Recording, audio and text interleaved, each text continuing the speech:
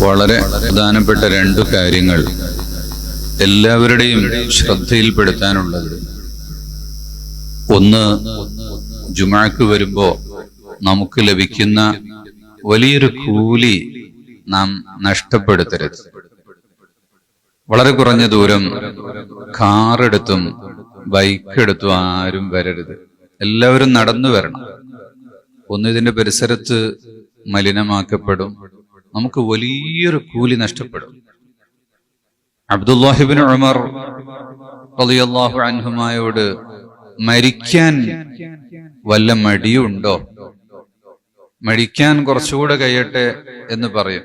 എന്താ മരിക്കാൻ തയ്യാറല്ലേ എന്ന് വെച്ചാൽ ആളുകൾ പറയും, 2 കുട്ടികളെയും കൂടെ കെട്ടിക്കാനുണ്ട്, അല്ലെങ്കിൽ പേരക്കുട്ടിക്ക് ഒരു വീടാവാനുണ്ട്, ഒന്ന് ഹജ്ജിന് പോയി വരാൻ ആഗ്രഹമുണ്ട്, ഇങ്ങനെ പലതും. അതും കൂടെ കഴിഞ്ഞിട്ട് മരിക്കാമായിരുന്നു എന്ന് പറയും. താങ്കൾക്ക് അങ്ങനെ മരിക്കാൻ വല്ല വിഷയത്തിലും എന്തെങ്കിലും വിഷയം ഓർക്കുമ്പോ മരിക്കാൻ മടിയുണ്ടോ എന്ന് ചോദിക്കുമ്പോ അവര് പറഞ്ഞത്, ഒരു വിഷയത്തിലും ഇല്ല. രണ്ട് കാര്യം ഓർക്കുമ്പോൾ ഈ ദുനിയാവിന്ന് പോകാൻ ഇഷ്ടമില്ല. അത് ഒന്ന്, നട്ടുച്ച സമയത്ത് മസ്ജിദിലേക്ക് നടന്നു പോകുന്നതാ. അത് വല്ലാത്തൊരു എൻജോയിങ് ഫീലിംഗ് ആണ്. അത് വിട്ടേച്ചു പോകാൻ എനിക്ക് വല്ലാത്തൊരു അത്രയും അതിനോടൊരു അറ്റാച്ച്മെന്റ്, എനിക്ക് വല്ലാത്തൊരു ഇഷ്ടമാണ്. മറ്റൊന്ന് പറഞ്ഞത്, അത്യുഷ്ണ സമയത്ത് നോമ്പനുഷ്ഠിക്കുക എന്നുള്ളത്. അപ്പൊ അതാരും നഷ്ടപ്പെടുത്തരുത്. മസ്ജിദിന്റെ പരിസരത്ത് പ്രത്യേകിച്ച് മഴയില്ല, മറ്റൊരു ബുദ്ധിമുട്ടില്ല, എന്ത് സുഖമായി നടന്നു വരാൻ പറ്റുന്ന വിശാലമായ റോഡുകൾ. അപ്പൊ നമ്മൾ വളരെ കഷ്ടപ്പെട്ട് ആളുകൾ മലകളിറങ്ങിയും കുത്തുകല്ലിലൂടെയും വളരെ പ്രയാസപ്പെട്ടൊക്കെ പോയിരുന്ന ആളുകളെ നമ്മൾ ഓർക്കണം. പുതിയ ജനറേഷൻ അതൊന്നും ഓർമ്മയില്ല. പണ്ട് നാട്ടിലൊന്നും റോഡ് ഉണ്ടായിരുന്നില്ല, വാഹനങ്ങൾ ഉണ്ടായിരുന്നില്ല, എല്ലാം വന്നപ്പോ നമ്മളൊക്കെ മറന്നുപോയി. അതുകൊണ്ട് ആരും അത് ചെയ്യരുത്. രണ്ടാമത്തേത്, നമുക്ക് നല്ല വൃത്തി വേണം. ചെരുപ്പിട്ട് നടക്കൽ സുന്നത്ത് മാത്രമാണ്, ചെരുപ്പിടാതെ നടക്കലും സുന്നത്താണ്. അപ്പൊ ചിലപ്പോൾ ചെരുപ്പിട്ട് നടക്കുക, ചിലപ്പോൾ ചെരുപ്പിടാതെ നടക്കുക. പള്ളിയിൽ മണൽ മാത്രം വിരിച്ചിരുന്ന ആ സുന്ദരമായൊരു കാലം, മേലെ ഓലപ്പുരമേഞ്ഞിരുന്ന മസ്ജിദുകൾ, അതിലേക്ക് വരുമ്പോ കാല് കഴുകേണ്ടതില്ല. മണ്ണിലൂടെയോ നടന്നു വന്നാൽ ഒന്ന് തട്ടിയിട്ട് അങ്ങ് കയറാം. പക്ഷെ ഇപ്പൊ നമ്മള് സിമന്റ് തേച്ചു, കല്ല് വിരിച്ചു, ടൈൽസ് വെച്ചു, പായ വിരിച്ചു. അപ്പൊ അതിലേക്ക് നമ്മൾ അഴുക്കുള്ള കാലുമായി വന്നാല് നാം മറ്റുള്ളവർക്ക് അഴുക്ക് സംഭാവന ചെയ്യുകയാണ്. അപ്പൊ നമ്മൾ കാൽ കഴുകി വൃത്തിയായി ചെരുപ്പിട്ട് വരണം. ഇങ്ങോട്ട് കടന്ന് കയറുന്ന സ്ഥലത്ത് ചെരുപ്പഴിച്ചു വെച്ച് കയറണം. അവിടുന്ന് ചെരുപ്പ് ഇടത്തെ കൈ കൊണ്ടെടുത്തിട്ട് റാക്കിൽ വെക്കണം. അല്ലാതിരുന്നാൽ നമ്മൾ പുറത്തെവിടെയെങ്കിലും ചെരുപ്പഴിച്ചു വെച്ച് ഇങ്ങനെ നടന്നു വരുമ്പോ കാലിന്റെ അടിയിൽ അഴുക്കാകും. അതും കൊണ്ട് നമ്മൾ മസ്ജിദിൽ വരും. അത് മുസല്ലികളുടെ മൂക്കിലോ അവരുടെ വസ്ത്രത്തിലോ എവിടെയെങ്കിലുമൊക്കെ കയറിപ്പോകും. അതിന്റെ ഡോണേഴ്സ് നമ്മളായി മാറും. വൃത്തി എന്ന് പറഞ്ഞാല് ഒരുപാട് കോടികൾ ചെലവഴിച്ച് ഗ്രാനൈറ്റ് വിരിച്ച് അങ്ങനെ അതല്ല വൃത്തി എന്ന് പറയുന്നത്. വൃത്തി നമ്മുടെ ജീവിതത്തിന്റെ കോൺസെപ്റ്റിലാണ് വേണ്ടത്. പല്ലു തേക്കാനും നഖം മുറിക്കാനും മീശ വെട്ടാനും താടി നന്നാക്കാനും കുളിക്കാനും വുളൂ ചെയ്യാനും പഠിപ്പിച്ച മതമാണ് നമ്മുടേത്. അത് ഏറ്റവും പരിഷ്കൃത സംസ്കാരമാണ്. ഇന്ന് ലോകം 6-ാം നൂറ്റാണ്ടിലേക്ക് പോയി പോകുമോ എന്ന ആശങ്കയാണ് എല്ലാവരും ഉയർത്തുന്നത്. യഥാർത്ഥത്തിൽ ലോകം ഇന്ന് 6-ാം നൂറ്റാണ്ടിന്റെ അപ്പുറത്തേക്കാണ് പോയിട്ടുള്ളത്. 6-ാം നൂറ്റാണ്ടോടുകൂടി ലോകത്ത് പ്രകാശം വരികയായിരുന്നു. അതിനു മുമ്പുള്ള സ്ഥിതിയിലേക്കാണ് ഇന്ന് പോയിക്കൊണ്ടിരിക്കുന്നത്. അതിനു മുമ്പുള്ള സ്ഥിതി എന്താണ്? വൈൻ, വാർ, വുമൻ. അതാണ്. മദ്യം വേണ്ടത്ര എല്ലാ സ്ഥലത്തും വിദേശ മദ്യ ഷോപ്പുകളും ലോക്കൽ മദ്യ ഷോപ്പുകളും ആരംഭിക്കുക. ഇത് പരിഷ്കൃത സമൂഹത്തിന്റെ രീതിയാണ്. 6-ാം നൂറ്റാണ്ടിലേക്ക് പോയാൽ അതൊക്കെ പോയിട്ട് കാടൻ സമ്പ്രദായമായി പോകും എന്നാണ് ചിലർ കരുതുന്നത്. യഥാർത്ഥത്തിൽ അതിനു മുമ്പുള്ളൊരവസ്ഥയാണത്. മദ്യം ജീവിതത്തിന്റെ ഭാഗമായിട്ടുള്ള ആ ഒരു കാടൻ സംസ്കാരത്തിലേക്കാണ് ഇന്ന് ലോകം പോയിട്ടുള്ളത്. പെണ്ണിനെ പുരുഷനെയും അടുപ്പിക്കുന്നതിന് വേണ്ടിയുള്ള യാതൊരു നിയമങ്ങളും ഇല്ലാതെ സ്വതന്ത്രമായ ലൈംഗിക ജീവിതത്തിന് അവസരമൊരുക്കി കൊടുക്കുന്ന നിയമങ്ങൾ സൃഷ്ടിച്ചുകൊണ്ട് അതാണ് സംസ്കാരം എന്ന് മനസ്സിലാക്കുന്നവർ. വസ്ത്രമില്ലാതെ നടക്കുന്നത് സംസ്കാരം, വസ്ത്രമിട്ട് നടക്കുന്നത് കാടത്വം എന്ന് പറഞ്ഞാൽ ലോകാവസാനത്തിന്റെ അടയാളങ്ങളിൽ പെട്ടതാണ് അതെല്ലാം.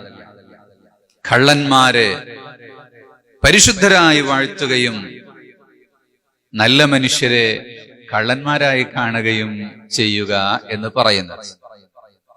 പലിശ സമ്പ്രദായമല്ലേ യഥാർത്ഥത്തിൽ ലോകത്ത് ഇന്ന് കാണുന്ന സാമ്പത്തിക അപചയത്തിന്റെ ഏറ്റവും വലിയ സാമ്പത്തിക മാന്ദ്യത്തിന്റെ അടിസ്ഥാനപരമായ കാരണം പലിശയാണ്, പലിശാധിഷ്ഠിത സമ്പ്രദായമാണ്. എന്നാൽ പലിശയില്ലാതൊരു മനുഷ്യൻ ജീവിച്ചാൽ അവൻ കള്ളപ്പണക്കാരനാണ്. സ്വന്തമായ ഭൂമിയിൽ രാവിലെ മുതൽ ഇറങ്ങി അധ്വാനിച്ച് കൃഷി ചെയ്ത് തെങ്ങി തുറന്നതിന് വളമിട്ട് വയലിലിറങ്ങി ചളിയും മണ്ണും പുരണ്ട് ചാണകവും മറ്റുമൊക്കെ എടുത്ത് കൃഷി ചെയ്ത് വിയർത്തധ്വാനിച്ച് വൈകുന്നേരം വരെ എന്നിട്ട് കുളിച്ചു വൃത്തിയായി വരുന്ന മനുഷ്യൻ ആ തേങ്ങ പറിച്ച് വിറ്റ് കിട്ടുന്ന ക്യാഷ് എണ്ണി നോക്കുമ്പോൾ അത് കള്ളപ്പണമാണ്. കാരണം അത് ബാങ്ക് വഴി വന്നതല്ല, ഇയാൾ എണ്ണിയിട്ട് വീട്ടിൽ സൂക്ഷിച്ചതാണെങ്കിൽ അത് കള്ളപ്പണമായി. നെല്ല് വിറ്റിട്ട് അത് വീട്ടിൽ സൂക്ഷിച്ചതാണെങ്കിൽ അത് കള്ളപ്പണമായി. ബാങ്കിലിട്ട് പലിശയാക്കിയാലോ ഇയാൾ ശുദ്ധനായി. ഇതാണ് ലോകത്തിന്റെ അവസ്ഥ. നമുക്കിവിടെ സംസ്കാരമാണ് ലോകത്ത് പുലരേണ്ടത്. അതിനെന്താണ് സംസ്കാരം എന്ന് ഡിഫൈൻ ചെയ്യണം. ഫേക്ക് ന്യൂസുകൾ സത്യമായ ന്യൂസുകളെക്കാൾ 100 ഇരട്ടിയുള്ള ഒരു കാലത്ത് കേവലം ന്യൂസുകളെ മാത്രം ഡിപ്പെൻഡ് ചെയ്ത്, അല്ലെങ്കിൽ ഏതെങ്കിലും ആളുകൾ ഇടത്തും വലത്തും ഇരുന്ന് ചർച്ച ചെയ്യുന്ന ചർച്ചകളിൽ നിന്ന് മാത്രം ലഭിക്കുന്ന ഇൻഫർമേഷനുകൾ എടുത്തുകൊണ്ട് എങ്ങനെയാണ് നമുക്ക് അങ്ങനെ ഒരു വിലയിരുത്തൽ നടത്താൻ സാധിക്കുക? അപ്പൊ നമുക്ക് ഏതെങ്കിലും രാജ്യത്ത് നടക്കുന്ന വിഷയങ്ങളെക്കുറിച്ച് അഭിപ്രായം പറയുന്നതിനപ്പുറം നമ്മുടെ ജീവിതത്തെ നന്നാക്കിയെടുക്കാൻ, എന്റെ ഭരണത്തെ നന്നാക്കിയെടുക്കാൻ, എന്റെ നഫ്സിനെ ഭരിക്കുന്നത്, എന്റെ ശരീരത്തെ ഭരിക്കുന്നത് എന്റെ തലച്ചോറും എന്റെ ചിന്തയും, അതിന് ഞാൻ തന്നെയാണ് ഭരിക്കുന്നത്. അള്ളാഹുവിന്റെ നിയന്ത്രണങ്ങൾക്ക് വിധേയമായിട്ടാണ് അത് നടക്കുന്നത്. എന്നാൽ നന്മ ചെയ്യണമോ തിന്മ ചെയ്യണമോ എന്ന് തീരുമാനിക്കേണ്ടത് ഞാനാണ്. വലിയൊരു ഈ ലോകം മുഴുവൻ നന്നാവുകാൻ ചെറിയൊരു കാര്യം ചെവിയിലൊതാം ഞാൻ. നാം നന്നാവുക, നമ്മൾ നന്നാവുക എന്ന് കേരളത്തിന്റെ കവി പാടുകയുണ്ടായി. അതാണ് നമ്മൾ നന്നാവുക. നമ്മൾ നന്നാകുവാൻ എന്ത് നല്ലു, മനസ്സിൽ നല്ലൊരു ചൂലു നല്ലു. മനസ്സിൽ അസൂയയും അഹങ്കാരവും കാമവും ക്രോധവും വിദ്വേഷവും പകയും അങ്ങനെ എന്തെല്ലാം അസുഖങ്ങൾ നമ്മുടെ മനസ്സിനെ പിടികൂടുന്നുണ്ട്. ആ ഹാർട്ടിനെ ഒന്ന് പരിശോധിക്കാൻ, അതിന്റെ കാർഡിയാക് സർജറി നടത്താൻ, ആ കാർഡിയാക് ട്രീറ്റ്മെന്റ് നടത്താൻ ഏത് ആശുപത്രിയിലാണ് നാം പോകുന്നത്? അതിനുവേണ്ടിയുള്ള ഒറ്റമൂലികളുണ്ട്. ആ ഒറ്റമൂലികളിൽപ്പെട്ട ഒന്നാണ് ചെരുപ്പിടാതെ നടക്കൽ. ആ ഒറ്റമൂലികളിൽപ്പെട്ട ഒന്നാണ് മസ്ജിദിലേക്ക് നടന്നു പോകൽ. ആ ഒറ്റമൂലികളിൽപ്പെട്ടതാണ് വുളൂ ചെയ്യൽ, കുളിക്കൽ.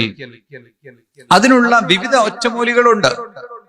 അതിൽപ്പെട്ടതാണ് പരസ്പരം കണ്ടാൽ പുഞ്ചിരിക്കൽ, സലാം പറയൽ. ഉദ്യോഗസ്ഥന്മാരും അല്ലാത്തവരും എല്ലാവരും കണ്ടാൽ അസ്സലാമു അലൈക്കും എന്നൊരു സലാം പറയൽ. അതൊക്കെ മനുഷ്യന്റെ പാപം പൊറുപ്പിക്കുന്നതും സമാധാനം നൽകുന്നതും ഹാർട്ട് അറ്റാക്കിനെ ഒഴിവാക്കുന്നതുമാണ്. ഈ ഹൃദയം ശുദ്ധിയാകണം. ഹൃദയം ശുദ്ധിയാകാൻ വേണ്ടിയുള്ള ഔഷധങ്ങൾ നാം പ്രയോഗിക്കുകയും അങ്ങനെ ഒരു സ്ഫടിക സമാനമായ ഹൃദയമായി മാറുന്നതിലേക്ക് നാം മാറുകയും ചെയ്താൽ നമ്മൾ നന്നാകും. നമ്മൾ നന്നായാൽ ലോകം നന്നാവും. മറ്റുള്ളവരെല്ലാവരും നന്നാകട്ടെ, ഞാൻ എൻ്റെ വഴിക്ക് പോകട്ടെ എന്നോരോരുത്തരും ചിന്തിച്ചാൽ ലോകം ഏതു സ്ഥിതിയിലാണോ അതിനേക്കാൾ അധസ്ഥിതിയിലേക്ക് പോയിക്കൊണ്ടിരിക്കും. അള്ളാഹു കാത്തുരക്ഷിക്കട്ടെ. ജീവിതത്തിൽ നന്മകൾ വിരിയട്ടെ. മരണപ്പെട്ടുപോയവർക്ക് അള്ളാഹു മഗ്ഫിറത്ത് നൽകുകയും സ്വർഗലോകത്ത് അവരെയും നമ്മയും അള്ളാഹു ഒരുമിച്ച് കൂട്ടുകയും ചെയ്യട്ടെ. വസല്ലല്ലാഹു അലാ സയ്യിദിന മുഹമ്മദിൻ വആലിഹി വസഹ്ബിഹി അജ്മഈൻ.